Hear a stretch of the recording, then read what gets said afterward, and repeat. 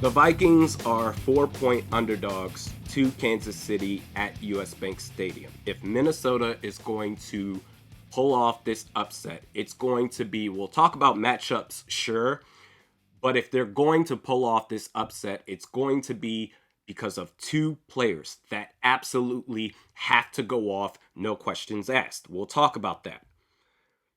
Watching the Chiefs Jets game, Kansas City, they look very beatable, vulnerable, of course, but it's very important to note that the Vikings defense is not the Jets defense. The Jets, they've got some dogs at all three levels, but what does bode well for the Vikings defense is two things.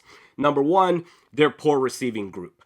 It's basically the same for Kansas City as it was last year minus Juju Smith-Schuster. So for the Vikings secondary, it's nothing like going up against the Vikings offense in practice all week. It's going to be dumbed down to the very core.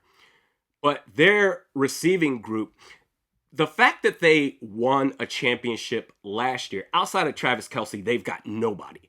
But the fact that they've won a championship last year speaks to the greatness of Patrick Mahomes. The fact is, no other quarterback could win with that roster, which is why Mahomes, you pay him the big bucks and why he's the league MVP.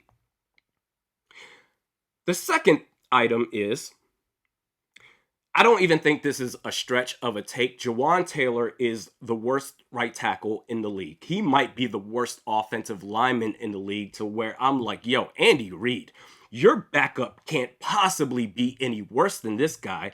He gets beat damn near every snap, and when he gets beat, he resorts to illegal moves, holding, and that's if he's lined up properly pre-snap, and he almost always jumps early. He has 10 penalties so far that was actually called. Against the Jets, there were definitely multiple times where he jumped early and there wasn't a flag. And that first game against the Lions to open up the season, he literally got away with an illegal formation and false start every single snap.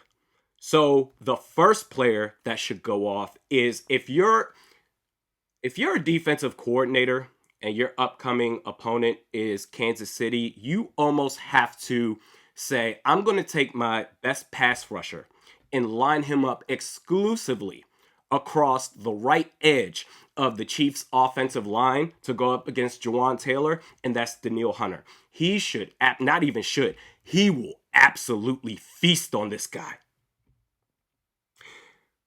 After that, it gets a bit dicey. Isaiah Pacheco, you got to remember the Chiefs, they might have the best interior offensive line in the league. So there are going to be gaps and opportunities to where it's Isaiah Pacheco going mano-a-mano, one-on-one versus Ivan Pace Jr. and Jordan Hicks. Hicks, by the way, has been balling this year. He has been incredible. But Pacheco, he's a fierce runner. He doesn't just run with speed, he runs with turbo. And Patrick Mahomes, we know how great he is at extending plays, throwing the football, but I think what you also have to account for is his scrambling. He is deceptively fast, and I feel like you almost have to have a spy every single snap for whatever pass plays they run, because again, our defensive line versus their interior offensive line, it's going to get moved. There are going to be wide open gaps. And if from the second level to the third level, if everybody's backs are turned and Mahomes, he sees space, he's going to take off. So you got to look out for that. And lastly, Travis Kelce, who Byron Murphy, talking trash earlier this week, said, quote, "Oh man, the social media is going crazy and I'm not hating against it. That's the world we're living in. Is she going to come to this game?" Referring to Taylor Swift. "We're locked in, but that would be something. I've been watching her since I was a kid. That would be cool for sure. Not for him," referring to Travis Kelce, "because we're going to try to get our hands on him in front of her. I'm going to say something to get him going." I've never really understood what you have to gain from talking trash. It's one thing to do it on the field. That's just part of the sport. But I've never understood what the benefit was talking trash through the media publicly before the game, especially a couple of days before the game. And for Travis Kelce, who against the Jets he had a pretty quiet game, which I'm sure he's frustrated with himself about. He wants to have a bounce back game. But you're talking trash to a guy who's part of a two-man conversation of the greatest tight end of all time. That's what you really want to do right now? I mean, what's done is done. You can't take it back. At this point, I'm just ready to see, can you back it up? Because so far, Byron Murphy has given up a 72.5% completion rate. For the Vikings offense, what I also noticed, at least what will help the Vikings offense, what I noticed from the Jets-Chiefs game is that, number one, Zach Wilson, he missed multiple opportunities where there were receivers wide open running deep. So knowing that information, Kirk Cousins, obviously Justin Jefferson is always part of the equation. When you talk about keys to a Vikings victory, Jefferson is always going to be part of that. But also Jordan Addison. Blocking, be damned. What he's good at is running routes and catching the football. Utilize those strengths. Also, when drawing the linebackers of Kansas City in coverage, mid routes to deep routes, specifically by the tight ends, because the tight ends for the Jets, they went to work against Kansas City. They had success. So player number 2 that needs to go off, I'm confident Danielle Hunter is going to destroy Jawan Taylor. This guy, I'm not so sure because it's been a rough start to this season for him. But talking about tight ends, drawing linebackers in coverage, TJ Hawkinson. It's time, bro. It's time for you to show why you're worth the money that you signed up for.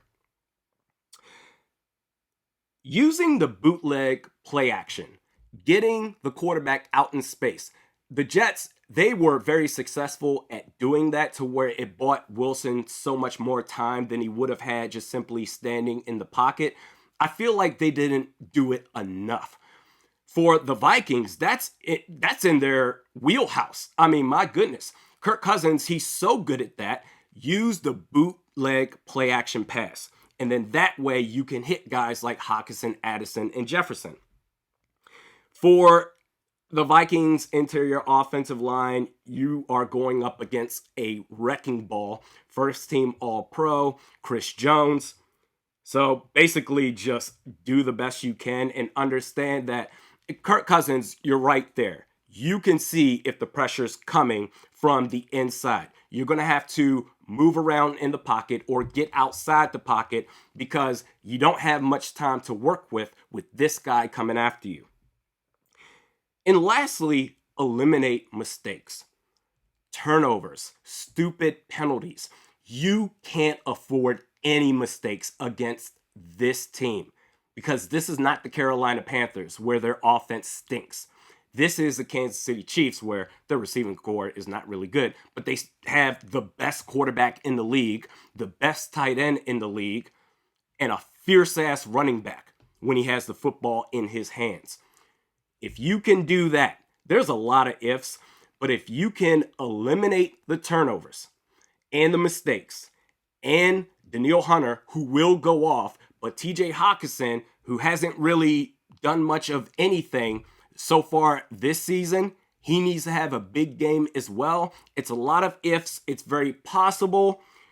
We'll see what happens, but that's on you.